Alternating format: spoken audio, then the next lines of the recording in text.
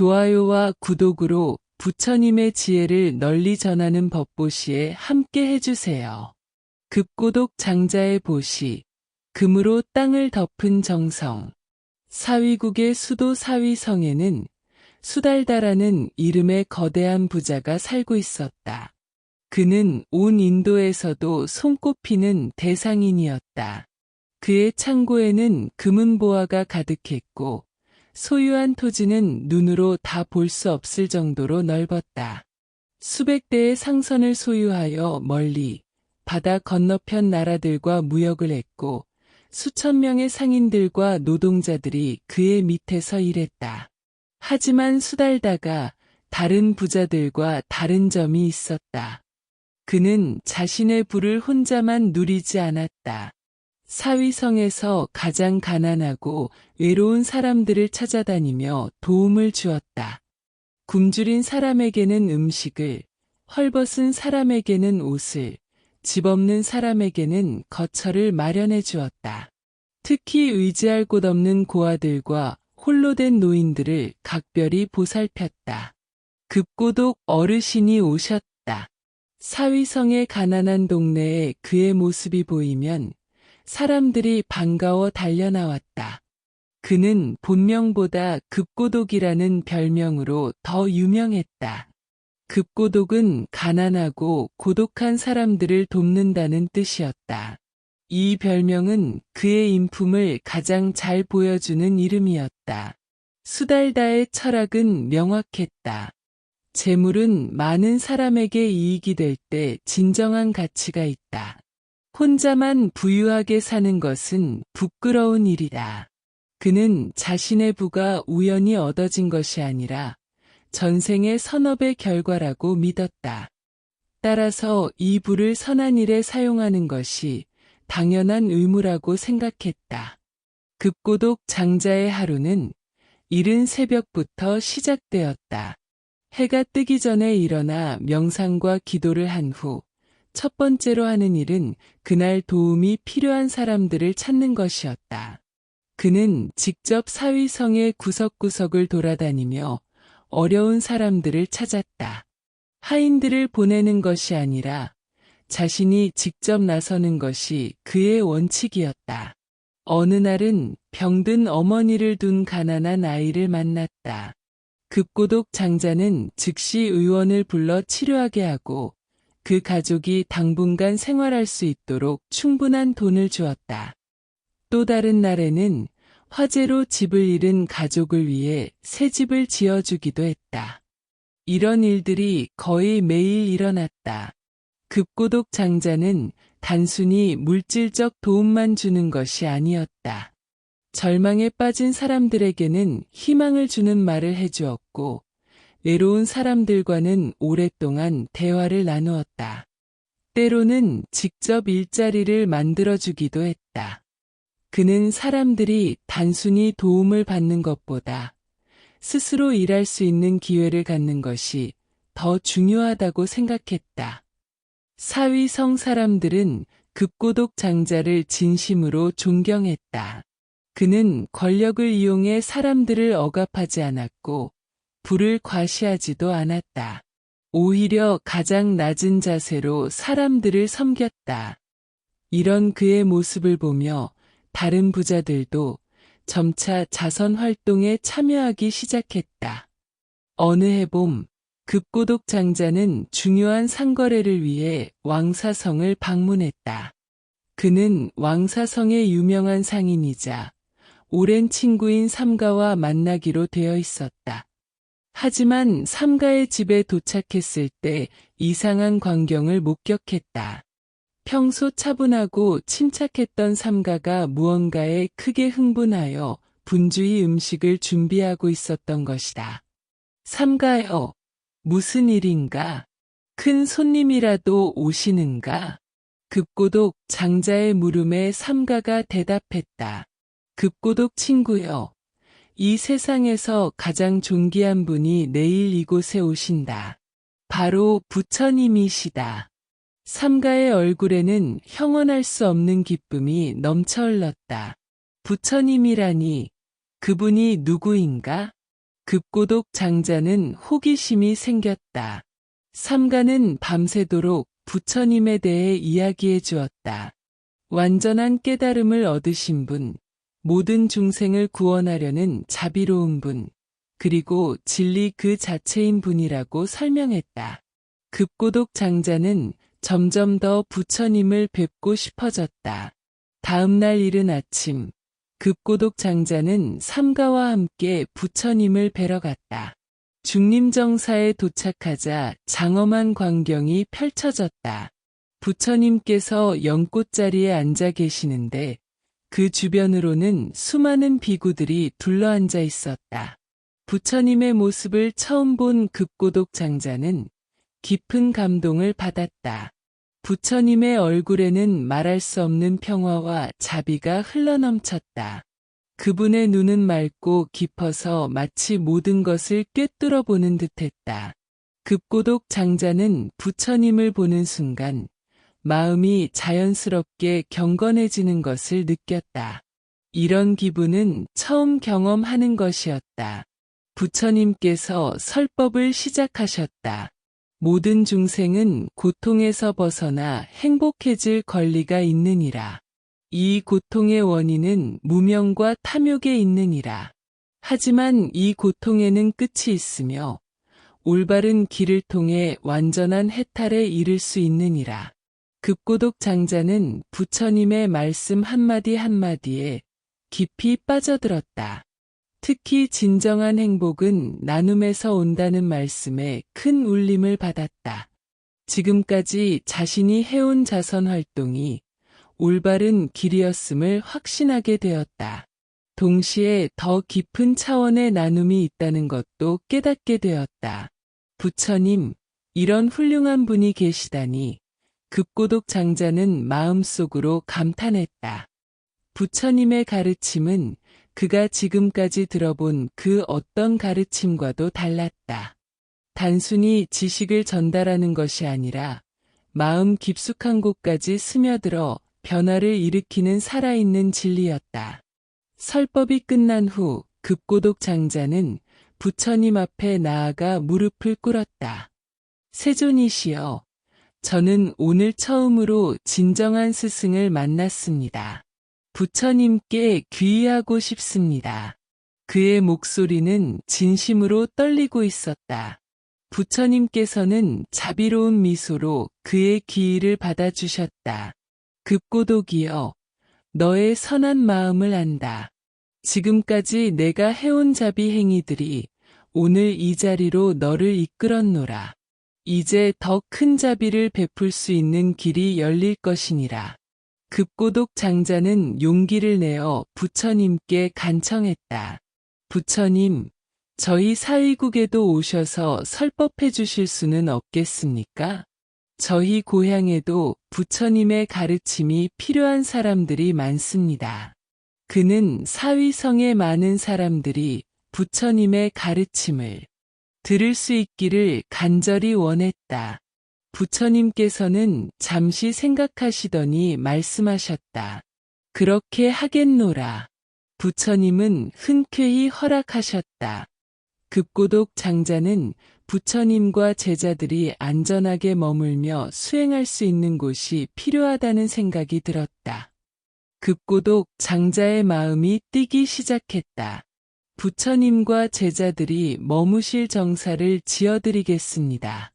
급고독 장자는 즉시 큰 원력을 세웠다. 그는 지금까지 많은 자선 사업을 해왔지만 이번처럼 가슴이 뛰는 일은 없었다. 부처님을 위한 정사를 짓는 것, 이보다 더 의미 있는 일이 어디 있겠는가. 하지만 정사를 짓는 것은 쉬운 일이 아니다. 많은 비용이 들고 시간도 오래 걸릴 것이다. 부처님께서 염려하시자 급고독 장자는 자신 있게 대답했다. 세존이시여, 걱정하지 마십시오. 제가 가진 모든 재산을 다 바쳐서라도 반드시 훌륭한 정사를 지어드리겠습니다. 부처님께서는 급고독 장자의 진심을 아시고 그의 발언을 받아주셨다. 그렇다면 좋은 땅을 구하거라. 너무 시끄럽지도 않고 너무 외지지도 않은 사람들이 찾아오기 쉬우면서도 수행하기에 적합한 곳을 찾아야 하느니라. 급고독 장자는 기쁨에 넘쳐 부처님께 절을 올렸다. 반드시 최고의 장소를 찾아서 최고의 정사를 지어드리겠습니다. 부처님께서 만족하실 때까지 최선을 다하겠습니다. 그의 마음속에는 벌써 웅장하고 아름다운 정사의 모습이 그려지고 있었다. 사위국으로 돌아온 급고독 장자는 즉시 정사를 지을 적합한 땅을 찾기 시작했다. 그는 전문가들과 함께 사위성 주변의 모든 땅을 조사했다. 지형, 풍향, 물의 공급, 교통의 편리함 등 모든 조건을 꼼꼼히 따져보았다. 여러 곳을 둘러본 결과 사위성에서 조금 떨어진 곳에 있는 한 동산이 가장 적합하다는 결론을 내렸다. 그곳은 나무들이 울창하게 자라 있어 조용하고 시원했다. 평지와 언덕이 적절히 조화를 이루어 건물을 짓기에도 좋았다. 근처에는 맑은 시냇물이 흘러 생활용수를 구하기도 쉬웠다. 무엇보다 그 동산은 자연 그대로의 아름다움을 간직하고 있었다. 봄에는 온갖 꽃들이 피어나고 여름에는 무성한 녹음이 시원한 그늘을 만들어 주었다. 가을에는 단풍이 아름답고 겨울에도 상록수들이 생기를 잃지 않았다. 부처님과 제자들이 수행하기에 이보다 완벽한 장소는 없을 것 같았다. 하지만 문제가 있었다. 그 동산은 개인 소유였다. 그것도 보통 사람의 땅이 아니라 기드태자의 소유였다. 기드태자는 사위국 왕의 아들로 그 동산을 무척 아껴하는 것으로 유명했다. 과연 그가 그 땅을 팔려고 할까? 급고독 장자는 기드태자를 만나기 위해 왕궁을 찾았다. 기드태자는 젊고 총명한 왕자였지만 세속적인 즐거움에 빠져 있었다. 그는 사냥과 연회를 즐기고 화려한 것들을 좋아했다. 그의 동산도 단순히 소유욕 때문에 간직하고 있는 것이었다. 기드태자님, 저에게는 간절한 부탁이 있습니다. 급고독 장자는 정중하게 인사한 후 본론을 꺼냈다. 태자님께서 소유하신 그 아름다운 동산을 저에게 팔아주시겠습니까? 기드태자는 깜짝 놀랐다. 무슨 소리인가? 그 동산은 내가 가장 아끼는 곳이다. 왜 갑자기 그런 말을 하는가? 그는 급고독 장자의 의도를 이해할 수 없었다. 급고독 장자는 이미 충분한 땅을 소유하고 있었는데 왜 굳이 자신의 동산을 사려고 하는 것일까? 급고독 장자는 정성스럽게 사정을 설명했다. 태자님, 저는 석가모니 부처님이라는 분을 만났습니다. 그분은 이 세상에서 가장 존귀한 분으로 모든 중생을 구원하시려는 위대한 스승이십니다. 그분을 위한 정사를 짓고 싶은데 태자님의 동산이 가장 적합한 장소입니다. 하지만 기드태자는 관심이 없었다. 부처님이라 들어본 적이 있긴 하지만 나에게는 별로 중요하지 않다. 그리고 그 동산은 절대 팔 수 없다. 다른 땅을 찾아보라. 그는 단호히 거절했다. 급고독 장자는 포기하지 않았다. 며칠에 걸쳐 기드태자를 찾아가며 끈질기게 설득했다. 부처님의 위덕에 대해 설명하고 정사를 짓는 일의 중요성에 대해 이야기했다. 또한 태자가 원하는 만큼의 대가를 지불할 용의가 있다고 거듭 강조했다. 급고독 장자여, 정말 끈질기구나. 기드태자는 급고독 장자의 열정에 약간 감동받기 시작했다. 하지만 여전히 그 동산을 팔 생각은 없었다. 그러던 중 그에게 기발한 생각이 떠올랐다. 불가능한 조건을 제시해서 급고독 장자를 포기하게 만드는 것이었다. 좋다. 정말로 사고 싶다면 금화로 그 땅을 모두 덮으면 팔아주겠다. 기드태자는 농담 반 진담 반으로 말했다. 전체 땅을 금화로 덮으라는 말씀입니까? 그렇다. 금화 한 장이라도 빈 곳이 있으면 안 된다.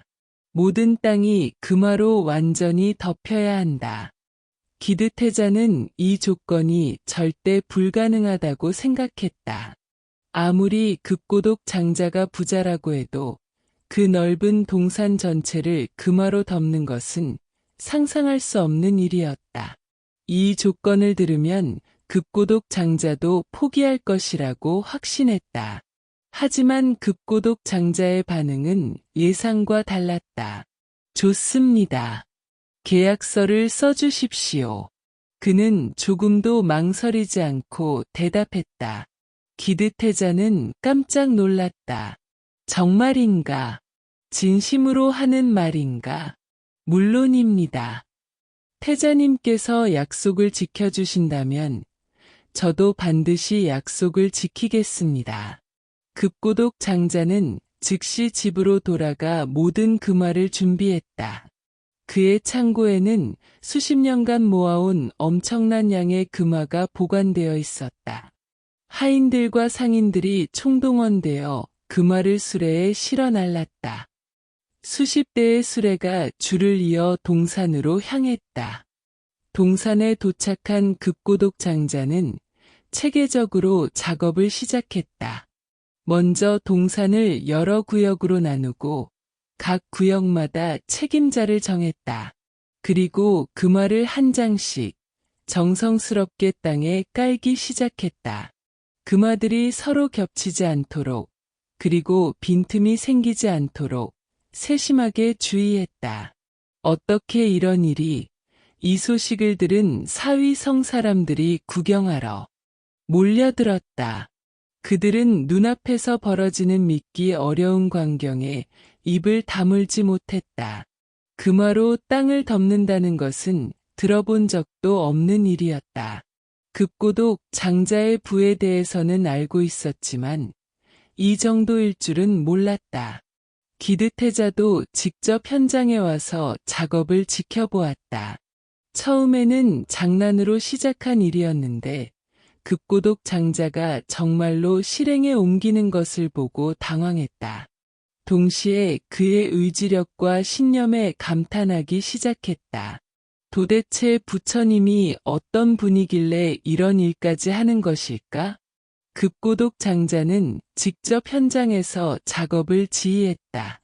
그는 단순히 돈으로 해결하려 하지 않고 자신도 직접 금화를 깔면서 참여했다. 금화 하나하나를 정성스럽게 배치하는 그의 모습에서 부처님에 대한 깊은 존경심이 느껴졌다. 작업은 며칠에 걸쳐 계속되었다. 새벽부터 해질녘까지 쉬지 않고 금화를 깔았다. 급고독 장자의 온 가족과 하인들이 총동원되었고 자원에서 도움을 주겠다는 시민들도 많았다. 이들은 모두 급고독 장자의 정성에 감동하여 함께 참여한 것이었다. 금화를 깔면서 급고독 장자는 마음속으로 계속 부처님을 생각했다. 부처님께서 이곳에서 설법하시는 모습, 많은 제자들이 이곳에서 수행하는 모습, 수많은 중생들이 이곳에서 깨달음을 얻는 모습, 이런 상상만으로도 그의 마음은 기쁨으로 가득 찼다. 구경꾼들 중에는 급고독 장자를 비판하는 사람들도 있었다. 저런 돈이 있으면 더 많은 가난한 사람들을 도울 수 있을 텐데, 하지만 급고독 장자는 전혀 동요하지 않았다. 그는 이 일이 모든 중생을 위한 것임을 확신하고 있었다. 거의 다 덮어갈 무렵, 예상치 못한 문제가 발생했다. 계산으로는 충분할 것으로 예상했던 금화가 마지막에 조금 부족한 것이었다. 동산의 한 모퉁이에 손바닥만한 빈 공간이 남았는데 금화가 떨어진 것이다. 이상하다. 분명히 계산으로는 충분할 텐데 급고독 장자는 당황했다. 하지만 그는 곧 마음을 다잡았다. 이 정도로 포기할 수는 없었다. 집에 가서 더 가져오겠습니다. 그는 기드태자에게 말했다.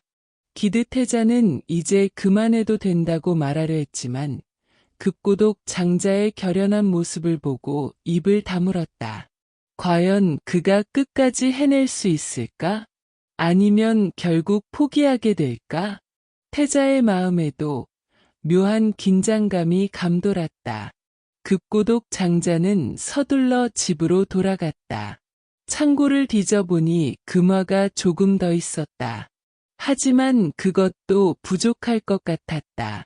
그는 다른 재산을 팔아서라도 금화를 구하려고 했다. 집과 상점을 팔아서라도 이 일을 완성하겠다는 결심이었다. 그런데 기드태자에게 변화가 일어나기 시작했다. 급고독 장자의 정성을 보며 그의 마음이 점점 움직이고 있었던 것이다. 도대체 부처님이 어떤 분이길래 이렇게까지 하는 것일까? 저 정도의 정성이면 분명 범상한 일이 아닐 것이다.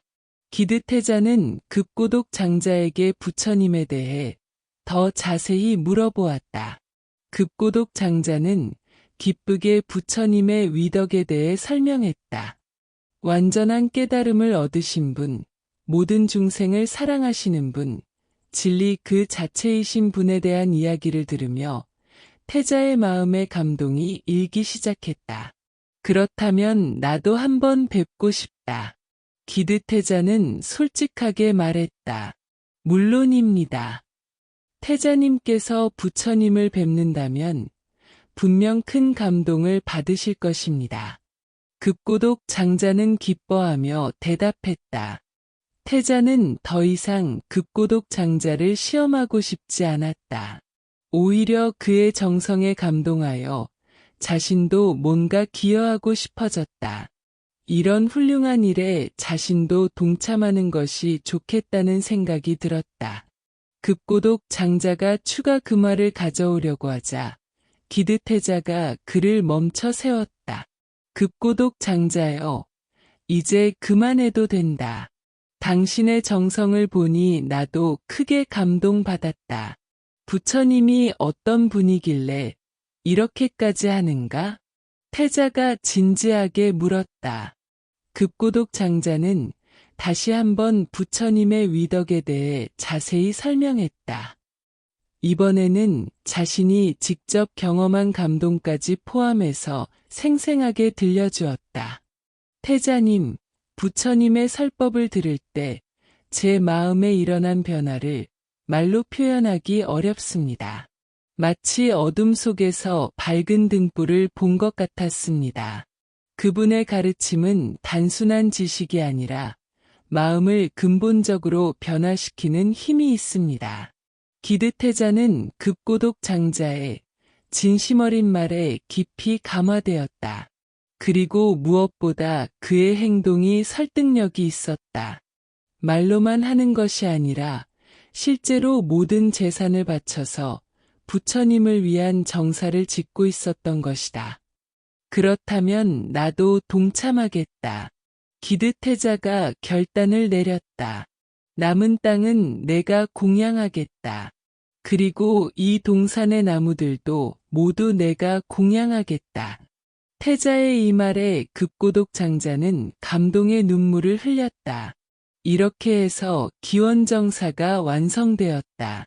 정식 명칭은 기수급 고독원이었다. 기드태자의 나무와 급고독 장자의 동산이라는 뜻이었다. 이 이름 자체가 두 사람의 협력과 정성을 보여주는 아름다운 상징이 되었다.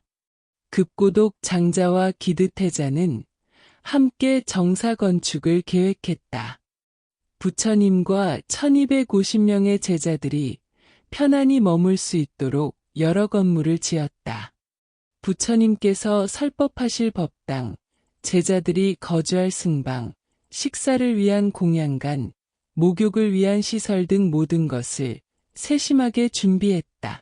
건축 과정에서도 두 사람의 정성은 계속되었다. 최고급 재료만을 사용했고 최고의 기술자들을 고용했다. 하지만 단순히 화려하게만 만든 것이 아니라 수행하기에 가장 적합한 환경을 만드는 데 중점을 두었다. 조용하고 평화로우며 자연과 조화를 이루는 아름다운 정사가 완성되었다. 정사가 완성되자 사위성 전체가 축제 분위기가 되었다. 많은 시민들이 이 역사적인 순간을 함께하고 싶어 했다. 급고독 장자와 기드태자의 정성에 감동한 다른 부자들도 추가로 공양품을 바쳤다. 정사 주변에는 아름다운 정원이 조성되었고 연못과 분수도 만들어졌다. 드디어 부처님께서 사위국에 오시는 날이 왔다. 급고독 장자와 기드태자 그리고 수많은 시민들이 성문 밖까지 나가 부처님을 맞이했다. 부처님께서 기원정사에 도착하시자 온 정사가 밝은 빛으로 가득 찼다. 이 얼마나 훌륭한 정사인가. 부처님은 기원정사를 둘러보시며 크게 칭찬하셨다. 이곳은 수행하기에 완벽한 환경이다. 너희들의 정성이 느껴지노라. 부처님의 칭찬에 급고독 장자와 기드태자는 무한한 기쁨을 느꼈다. 급고독 장자는 부처님 앞에 무릎을 꿇고 정중히 말씀드렸다. 부처님, 이 모든 것을 부처님과 승가에 공양합니다. 부처님께서 이곳에서 오래오래 머무르시며 많은 중생들에게 법문을 내려주시기를 간절히 원합니다. 기드태자도 함께 절을 올리며 말했다. 저도 이 정사의 나무들과 남은 땅을 공양합니다. 앞으로 부처님의 가르침을 듣고 배우고 싶습니다. 태자의 겸손한 자세에서 그의 마음이 완전히 변화되었음을 알 수 있었다. 부처님께서는 두 사람의 공양을 받으시며 특별한 축복을 내려주셨다. 착하다. 착하다. 너희들의 보시 정신이 참으로 훌륭하다. 이 정사는 많은 중생들에게 큰 이익을 가져다 줄 것이다.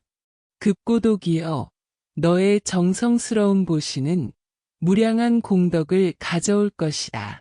이 정사에서 이루어질 모든 설법의 공덕을 너도 함께 나누게 될 것이다. 한 번의 정성스러운 보시가 무량겁에 걸쳐 공덕을 가져다 준다. 부처님께서는 기드태자에게도 축복을 내려주셨다. 기드여, 너는 처음에는 농담으로 시작했지만 결국 진심으로 변했다. 이것이 바로 부처의 방편이다. 어떤 인연으로든 시작된 선업은 결국 큰 결실을 맺게 된다. 부처님께서는 또한 예언하셨다. 이 기원정사는 앞으로 많은 세월 동안 부처님의 가르침이 전해지는 중요한 장소가 될 것이다. 수많은 중생들이 이곳에서 깨달음을 얻을 것이고 많은 아라한들이 탄생할 것이다. 기원정사는 부처님께서 가장 오래 머무신 곳이 되었다. 부처님께서는 무려 25년간 우기안거를 이곳에서 보내셨다. 이는 부처님의 45년 설법 기간 중 절반 이상을 기원정사에서 보내신 것이었다. 이 기간 동안 기원정사에서는 수많은 중요한 설법이 이루어졌다. 아미타경, 금강경을 비롯한 많은 경전들이 이곳에서 설해졌다.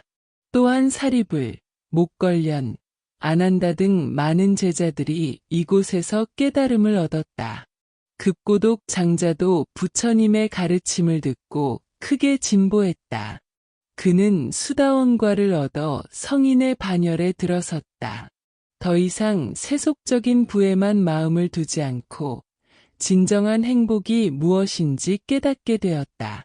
기드태자 역시 부처님의 제자가 되어 열심히 수행했다.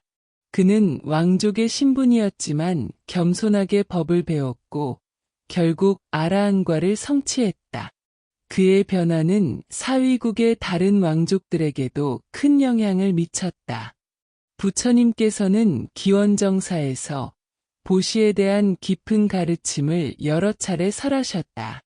급고독 장자의 이야기를 예로 들어 진정한 보시의 의미를 설명하셨다.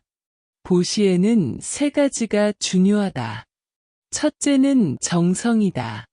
급고독처럼 진심 어린 마음으로 해야 한다. 둘째는 때이다.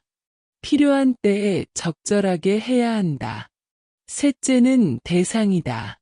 진정으로 도움이 필요한 곳에 해야 한다. 또한 보시를 할 때는 자만심을 가져서는 안 되느니라. 받는 사람을 무시하거나 자신을 자랑해서도 안 된다. 순수한 마음으로 아무런 대가를 바라지 않고 해야 진정한 보시가 된다. 부처님께서는 또한 급고독 장자의 금화 이야기를 통해 중요한 교훈을 주셨다. 재물 그 자체는 중요하지 않다. 그 재물을 어떤 마음으로 무엇을 위해 사용하느냐가 중요하다. 급고독의 금화는 단순한 금속이 아니라 그의 신심이 형태를 갖춘 것이었다. 기원정사의 명성은 인도 전역으로 퍼져나갔다. 각지에서 사람들이 부처님의 설법을 듣기 위해 이곳을 찾아왔다. 왕족, 브라만, 상인, 농민 할 것 없이 모든 계층의 사람들이 찾아왔다. 급고독 장자는 이들을 위한 숙소와 식사를 제공했다. 그는 기원정사가 단순히 부처님과 제자들만의 공간이 아니라 모든 구도자들을 위한 열린 공간이 되기를 원했다. 이를 위해 추가로 많은 시설을 건설하고 운영비를 지원했다. 기드태자도 적극적으로 동참했다. 그는 다른 왕족들을 기원정사로 초대하여 부처님의 설법을 듣게 했다. 또한 정사 주변 도로를 정비하고 안전을 위한 경비도 제공했다. 이들의 노력으로 기원정사는 당시 인도에서 가장 중요한 종교적 중심지가 되었다. 불교의 발전과 전파에 있어서 기원정사의 역할은 실로 막대했다. 급고독 장자의 이야기는 다른 부자들에게도 큰 영향을 미쳤다. 사위국뿐만 아니라 인도 각지의 부유한 상인들과 지주들이 그의 본보기를 따라 정사를 짓거나 승가를 후원하기 시작했다. 특히 급고독 장자가 자신의 전 재산을 기꺼이 바친 이야기는 많은 이들에게 감동을 주었다. 돈에 집착하지 않고 진정으로 의미 있는 일에 투자하는 그의 모습은 당시의 부자들에게 새로운 삶의 방향을 제시해 주었다. 어떤 부자들은 급고독 장자를 직접 찾아와 조언을 구하기도 했다. 어떻게 그런 결단을 내릴 수 있었습니까? 후회하지 않습니까? 이런 질문들에 급고독 장자는 항상 같은 대답을 했다. 부처님을 만난 것이 제 인생 최고의 행운입니다. 이보다 더 가치 있는 투자는 없습니다. 세월이 흘러 급고독 장자는 나이가 들었지만 그의 보시 정신은 전혀 변하지 않았다. 오히려 더욱 깊어져서 물질적 보시뿐만 아니라 법시와 무예시도 적극적으로 실천했다. 그는 많은 사람들에게 부처님의 가르침을 전했고 두려움에 떨고 있는 사람들에게 용기를 주었다. 또한 젊은 상인들을 교육하여 올바른 상도덕을 가르쳤다. 이런 활동들이 모두 보시의 연장선상에 있는 것이라고 생각했다. 급고독 장자는 자신의 아들들에게도 보시의 중요성을 가르쳤다. 재산은 일시적인 것이다. 하지만 선업은 영원하다. 너희들도 이 정신을 이어받아 중생을 위해 살아라. 그의 가문은 대대로 불교를 후원하는 전통을 이어갔다. 급고독 장자의 이야기는 불교 역사상 가장 유명한 보시 이야기 중 하나가 되었다. 이 이야기는 후대의 모든 불교도들에게 보시의 모범이 되었고, 특히 절을 짓거나 불사에 동참할 때 자주 인용되는 설화가 되었다. 중국, 일본, 한국 등 동아시아 불교 국가에서도 이 이야기는 널리 알려져 있다. 많은 사찰의 법당 이름이 기원정사나 급고독 원인 것도 이 때문이다. 신도들은 급고독 장자의 정신을 본받아 정성스럽게 불사에 참여한다. 또한 이 이야기는 종교를 떠나서도 큰 의미를 갖는다. 진정한 가치를 위해서는 물질을 아끼지 않는 정신, 신념을 행동으로 보여주는 실천력, 그리고 개인의 이익을 넘어서 공공의 이익을 추구하는 마음가짐 등은 현대에도 여전히 유효한 교훈이다. 급고독 장자의 이야기는 현대의 기부 문화와 사회 공헌 활동에도 많은 시사점을 준다.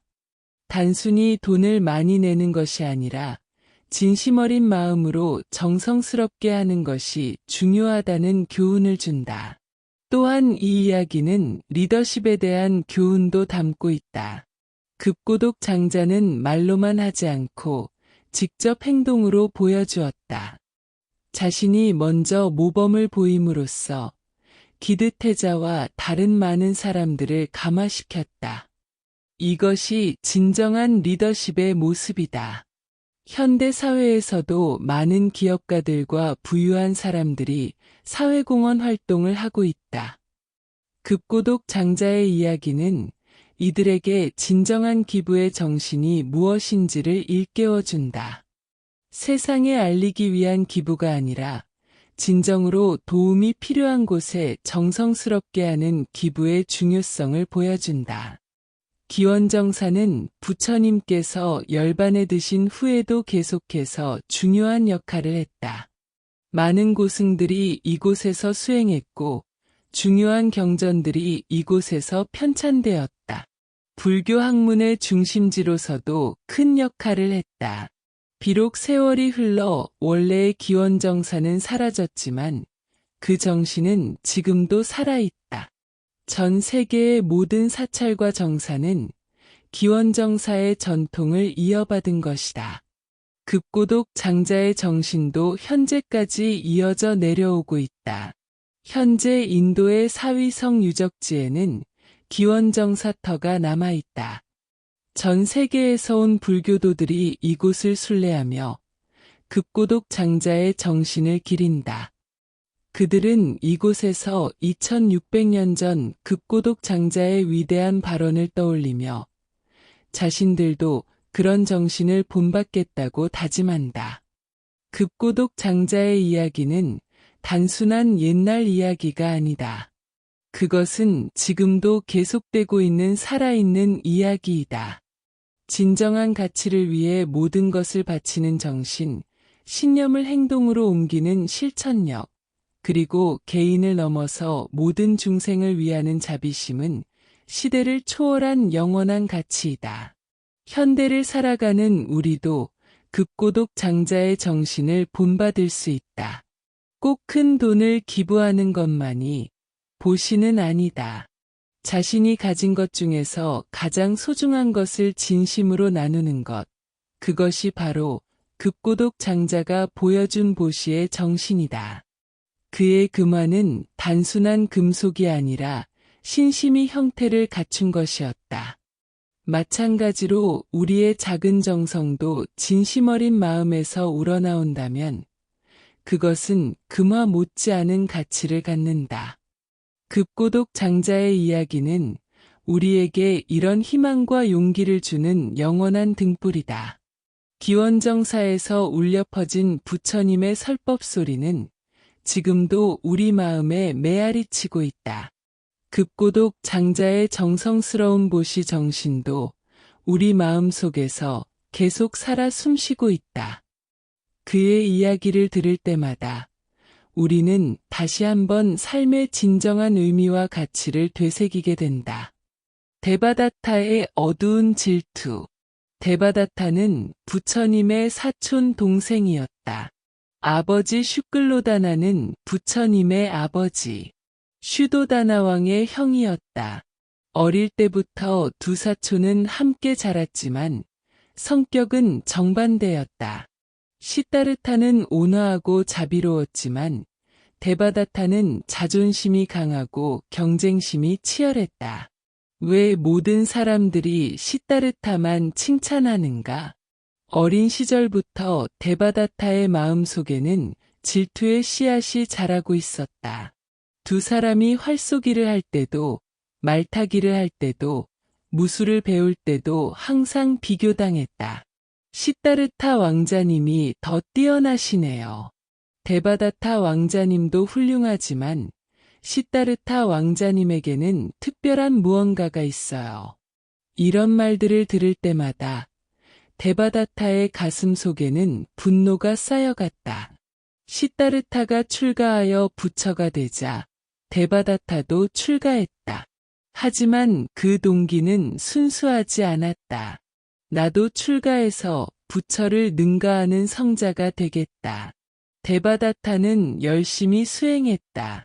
실제로 상당한 신통력도 얻었다. 하늘을 날 수도 있었고 물 위를 걸을 수도 있었다. 하지만 아무리 노력해도 부처님을 따라잡을 수는 없었다. 데바다타 존자의 신통력도 대단하지만 부처님과는 비교가 되지 않아. 부처님은 차원이 다르셨어. 사람들의 이런 평가를 들을 때마다 데바다타는 분노했다. 승가에서 데바다타의 지위는 애매했다. 신통력이 뛰어나고 설법도 잘했지만 항상 부처님의 그림자에 가려져 있었다. 데바다타 존자, 정말 훌륭한 설법이었습니다. 신도들이 칭찬해도 만족스럽지 않았다. 하지만 부처님의 설법과는 비교가 안 되죠? 이런 말이 뒤따르는 것을 알고 있었기 때문이다.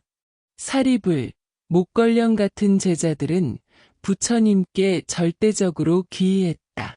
데바다타가 아무리 접근해도 그들의 마음을 돌릴 수는 없었다. 왜 나를 인정하지 않는가? 나도 충분히 뛰어나지 않은가? 시간이 갈수록 데바다타의 마음속에는 권력욕이 자랐다.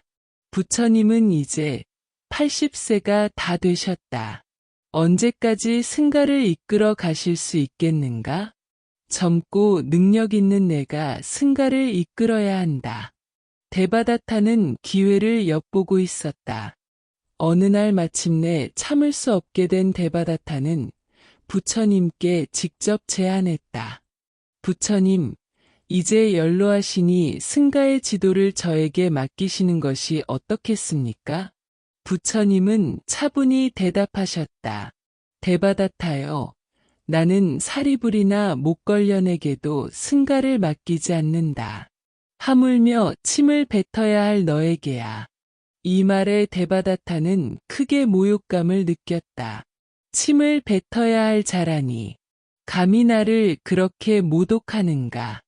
부처님께 공개적으로 모욕당한 데바다타는 분노로 떨었다. 좋다. 이제 정면 승부를 해보자. 부처가 무엇인지, 신통력이 무엇인지 보여주겠다.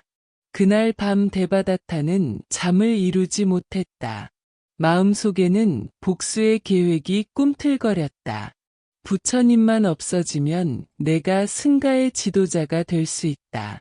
그럼 모든 사람들이 나를 인정할 것이다. 데바다타의 첫 번째 계획은 취한 코끼리를 이용하는 것이었다. 나라길이라는 사나운 코끼리에게 술을 먹여 취하게 한 후 부처님이 탁발 나오시는 길목에 풀어놓았다. 저 코끼리가 부처를 해치면 내 손에 피를 묻히지 않고도 목적을 달성할 수 있다. 취한 코끼리는 눈이 벌겋게 충혈되어 거리를 활보했다. 사람들은 공포에 질려 도망쳤다. 코끼리가 미쳤다. 모두 피해. 그때 부처님께서 탁발을 나오셨다. 제자들이 놀라서 말렸다. 부처님, 위험합니다. 하지만 부처님은 태연하게 걸어가셨다. 취한 코끼리가 부처님을 향해 돌진했다. 그런데 부처님 앞에 다가오자 갑자기 멈춰섰다. 그리고는 무릎을 꿇고 부처님께 절을 올렸다. 어떻게 이런 일이? 데바다타는 믿을 수 없었다. 첫 번째 계획이 실패하자 데바다타는 더 직접적인 방법을 택했다. 부처님이 영취산에서 경행하실 때를 노려 산 위에서 큰 바위를 굴려 떨어뜨린 것이다. 이번에는 확실하다. 거대한 바위가 굴러 떨어졌다. 부처님을 향해 일직선으로 떨어지는 것 같았다. 그런데 바위가 부처님께 가까이 오자 갑자기 작은 돌조각으로 부서졌다. 그중 작은 파편 하나가 부처님의 발가락에 살짝 상처를 냈을 뿐이었다. 이것도 실패했다. 데바다타는 좌절했다.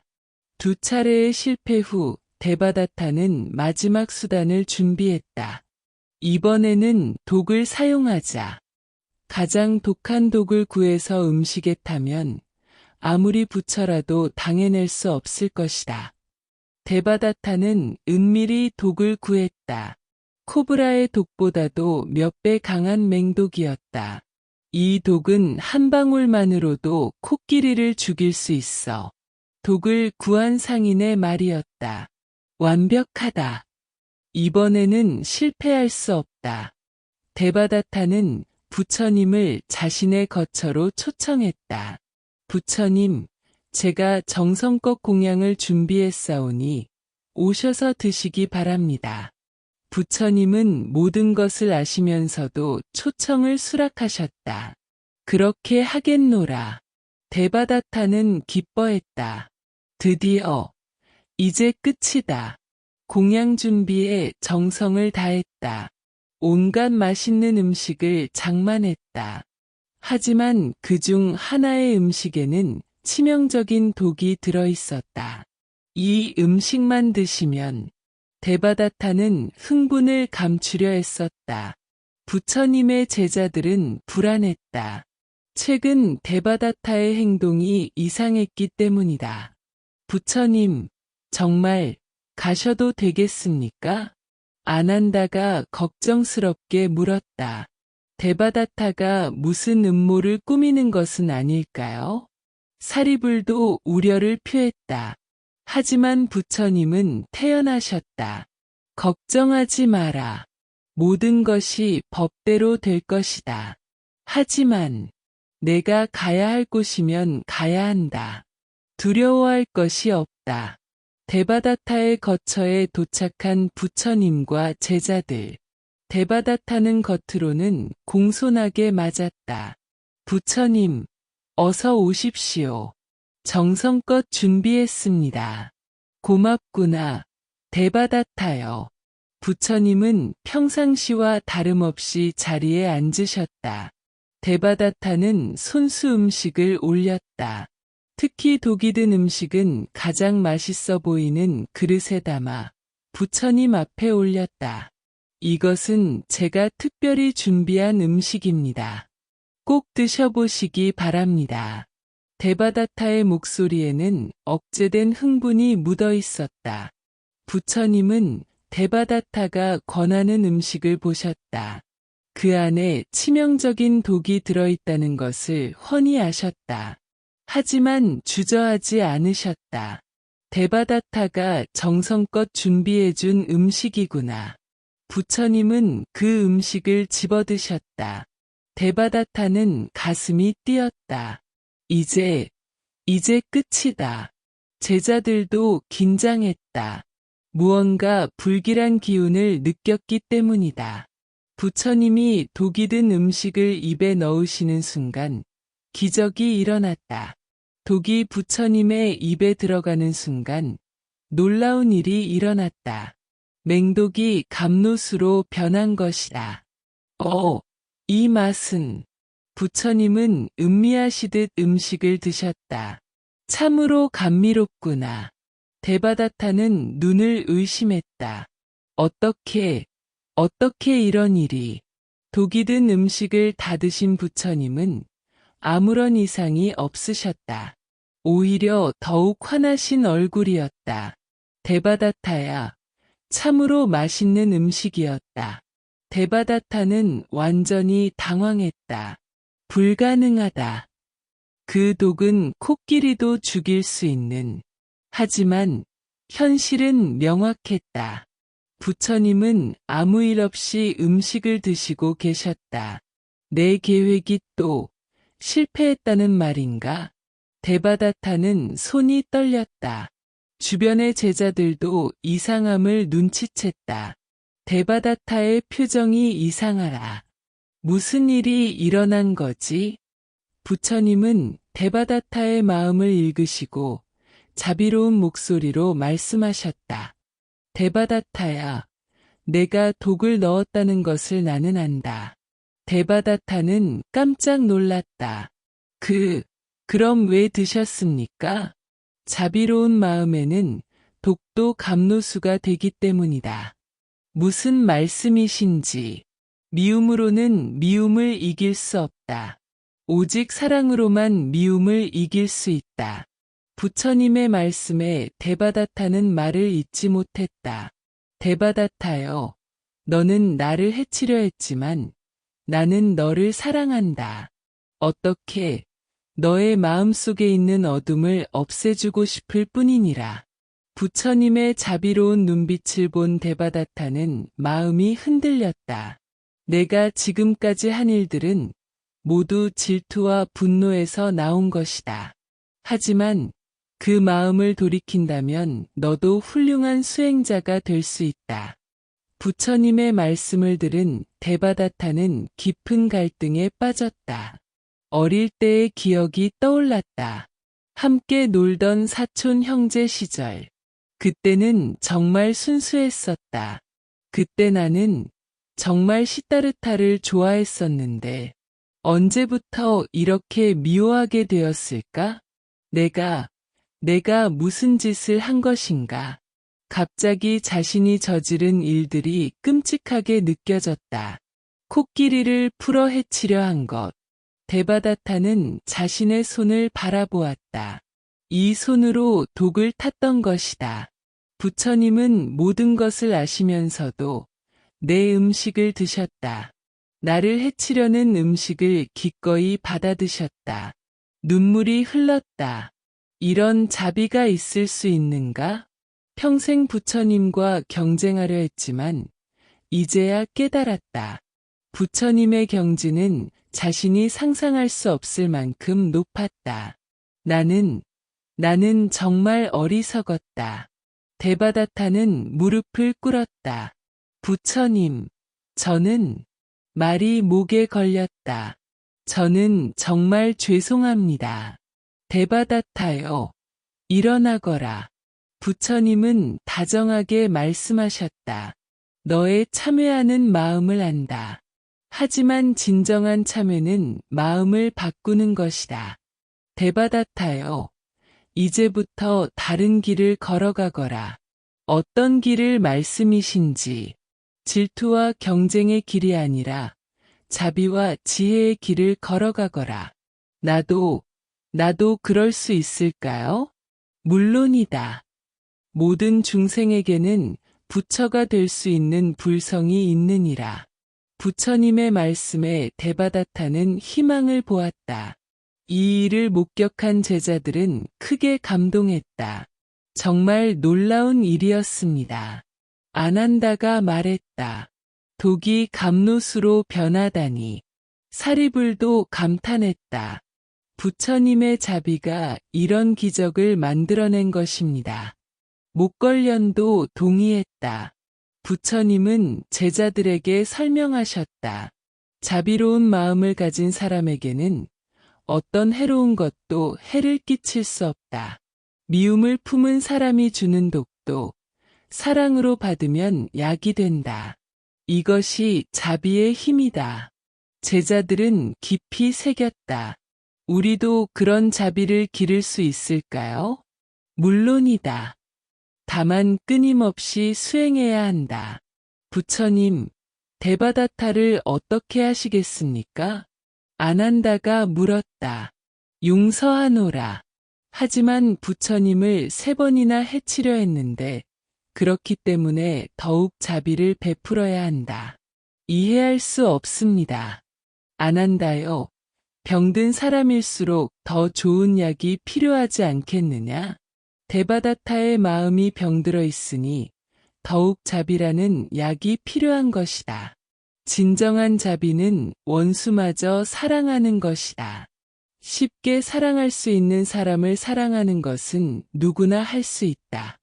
하지만 자신을 해치려는 사람까지 사랑하는 것, 그것이 진정한 자비이다. 제자들은 부처님의 가르침에 깊이 감동했다. 우리도 그런 자비를 배우겠습니다. 독이 감로수로 변한 것도 놀라운 기적이었지만 더 큰 기적은 데바다타의 마음이 변한 것이었다. 미움이 사랑으로, 질투가 존경으로 바뀌는 것이 진정한 기적이다. 부처님은 말씀하셨다. 외적인 변화보다 내적인 변화가 더 중요하다. 데바다타는 그 후로 완전히 달라졌다. 더 이상 부처님을 해치려 하지 않았다. 오히려 진심으로 부처님을 존경하게 되었다. 제가 그동안 얼마나 어리석었는지 깨달았습니다. 이제부터는 진정한 수행자가 되겠습니다. 하지만 부처님은 말씀하셨다. 데바다타여, 성급해하지 마라. 진정한 변화는 시간이 걸린다. 데바다타의 변화는 하루아침에 이루어진 것이 아니었다. 때로는 예전의 질투심이 고개를 들기도 했다. 왜 사람들은 여전히 부처님만 우러러보는가? 이런 생각이 들 때마다 데바다타는 그날의 일을 떠올렸다. 자비로운 마음에는 독도 감로수가 된다. 그러면 마음이 다시 평화로워졌다. 부처님은 데바다타가 넘어질 때마다 일으켜 세워주셨다. 스승은 제자를 포기하지 않는다. 설령 그 제자가 자신을 해치려 해도 이것이 진정한 스승의 모습이었다. 데바다타는 점차 이런 부처님의 자비를 이해하게 되었다. 이 사건 이후 승가의 분위기가 바뀌었다. 제자들은 서로를 더욱 자비로운 마음으로 대하게 되었다. 우리도 데바다타처럼 질투심을 품을 수 있다. 항상 조심하고 또 조심해야 한다. 서로를 감시하는 것이 아니라 서로를 도와주는 분위기가 되었다. 이 기적의 소식이 퍼지자 많은 신도들이 감동했다. 부처님의 자비가 정말 대단하다. 원수까지 사랑하시다니. 우리도 그런 마음을 배워야겠다. 절에 찾아오는 사람들이 늘어났다. 단순히 기적을 구경하러 오는 것이 아니라 진정한 자비를 배우고 싶어서였다. 부처님은 이 사건을 계기로 자비에 대한 가르침을 더욱 강조하셨다. 모든 중생은 어느 때고 실수할 수 있다. 중요한 것은 그 실수를 용서하고 새로운 기회를 주는 것이다. 미움으로는 아무것도 해결되지 않는다. 오직 사랑으로만 세상을 바꿀 수 있다. 훗날 데바다타는 자신의 잘못을 깊이 참회했지만 과거의 업이 너무 무거워 끝내 지옥에 떨어지고 말았다. 하지만 부처님은 예언하셨다. 데바다타도 언젠가는 부처가 될 것이다. 그의 마음속에도 불성이 있기 때문이다. 비록 지금은 고통받고 있지만 그 고통을 통해 더욱 성숙해질 것이다. 현대 사회에서도 데바다타 같은 사람들을 흔히 볼 수 있다. 직장에서, 학교에서, 심지어 가족 간에도 질투와 경쟁은 존재한다. 왜 저 사람만 인정받는가? 내가 더 열심히 했는데. 이런 마음이 들 때마다 데바다타의 이야기를 떠올려야 한다. 부처님처럼 완벽한 자비를 실천하기는 어렵지만 작은 것부터 시작할 수 있다. 나를 미워하는 사람에게도 선한 마음을 갖자. 나를 해치려는 사람도 결국은 고통받는 중생이다. 미움보다는 이해를, 분노보다는 자비를. 용서는 상대방을 위한 것이 아니라 자신을 위한 것이다. 미움을 품고 사는 것은 자신의 마음을 독으로 채우는 것과 같다. 용서는 그 독을 감롯으로 바꾸는 것이다. 용서함으로써 내 마음이 자유로워진다. 데바다타는 부처님을 이기려 했지만 실패했다. 부처님은 싸우지 않고도 승리하셨다. 진정한 승리는 상대방을 굴복시키는 것이 아니라 상대방의 마음을 감화시키는 것이다. 독이 감롯으로 변한 기적은 단순한 신통력의 발현이 아니었다. 그것은 자비의 힘이 얼마나 위대한지를 보여주는 상징적인 사건이었다. 진정한 기적은 물리적 현상의 변화가 아니라 마음의 변화이다. 부처님의 자비가 데바다타의 마음을 변화시킨 것이야말로 가장 큰 기적이었다. 이 이야기가 주는 가르침은 2600년이 지난 지금도 여전히 유효하다.